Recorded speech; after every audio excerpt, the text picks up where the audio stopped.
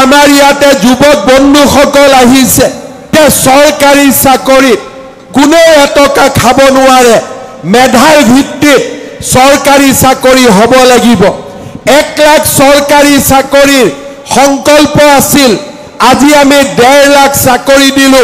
আৰু 10 অক্টোবৰত আমি আৰু 50,000 চাকৰি আমি যুৱক যুৱতীসকলৰ বাবে দিব আমি গৈ আছো মোৰ মনত প্ৰশ্ন নিযুত মইনা আঁচনি আৰম্ভ কৰিম ছোৱালী যেতিয়া হায়াৰ সেকেন্ডাৰী পঢ়িব চৰকাৰৰ পৰা মাহত 1000 টকা পাব ডিগ্ৰী পঢ়িব চৰকাৰৰ পৰা 1250 টকা মাহত পাব আৰু ইউনিভাৰ্চিটিত পঢ়িব 2500 টকা চৰকাৰৰ পৰা মাহত লাভ কৰিব আজি 21 আগষ্টৰ পৰা আমাৰ মহিলা উদ্যমিতা আঁচনি আমি 10,000 টকাকৈ আই মাতৃসকলক দিয়াৰ কাম আৰম্ভ কৰিম অসমৰ প্ৰত্যেকটো সমষ্টিতে 30,000 40,000 কৈ মহিলাক আমি 10,000 টকাকৈ উদ্যমিতা আঁচনিৰ জৰিয়তে আমি আগবঢ়াম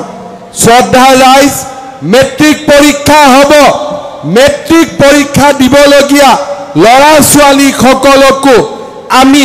কিতাপ পত্ৰ যাতে কিনিব পাৰে পুষ্টিকৰ খাদ্য খাব পাৰে প্ৰত্যেক মাহত আমি 300 টকাকৈ মেট্ৰিক পৰীক্ষাৰ ছাত্ৰ ছাত্ৰী সকলকো আমি প্ৰদান কৰিম আমাৰ যুৱক শক্তিক 2 লাখ লৰা ছোৱালীক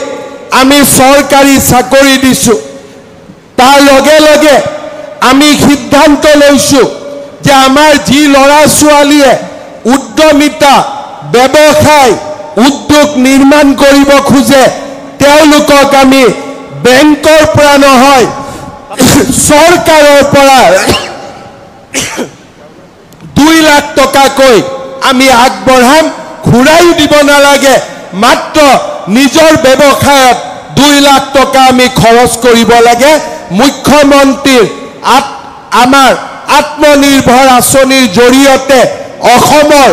2 লাখ লৰা ছোৱালীক আমি 2 লাখ টকাকৈ সাহায্য আগবঢ়াবৰ বাবে আমি সিদ্ধান্ত গ্ৰহণ কৰিছো শ্ৰদ্ধা ৰাইজ প্ৰধানমন্ত্ৰী মোদী ডাঙৰীয়াৰ জন্মদিন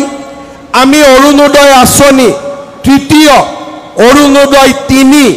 আমি আৰম্ভ কৰিম কিন্তু লগতে এইবাৰ আমি সিদ্ধান্ত লৈছো যে অৰুণোদয় পৰিয়ালসকলে লাভ কৰা 1250 টকাৰ উপৰিও অৰুণোদয় পৰিয়ালে যেতিয়া গেছ কিনিব গেছৰ কাৰণেও আমি আপোনালোকক 250 টকা সাবসিডি দিম যাতে আপোনালোকৰ গেছও সুলভ মূল্যত পাব পাৰে শ্ৰদ্ধা ৰাইজ অৰুণোদয় 1250 টকা গেছৰ দাম 900 টকা 550 টকা উজ্জ্বলা যোজনাৰ বাবে এতিয়া অৰুণোদয় পৰিয়ালৰ ৰাইজে যেতিয়া গেছ কিনিব তাতো 250 টকা কম কৰি পাব শ্ৰদ্ধা ৰাইজ ৰেশন কাৰ্ডত আগতে আমি মাত্ৰ চাউল পাইছিলো এতিয়াৰ পৰা ৰেশন কাৰ্ডত আপোনালোকে দালিও কম দামত পাব নিমখো কম দামত পাব আৰু চেনিও আপোনালোকে কম দামত পাব এয়া আমাৰ ৰাজ্য চৰকাৰৰ আঁচনি শ্ৰদ্ধা ৰাইজ দুখীয়া পৰিয়ালে যাতে কলেজত পঢ়িব পাৰে লৰা ছোৱালীৰ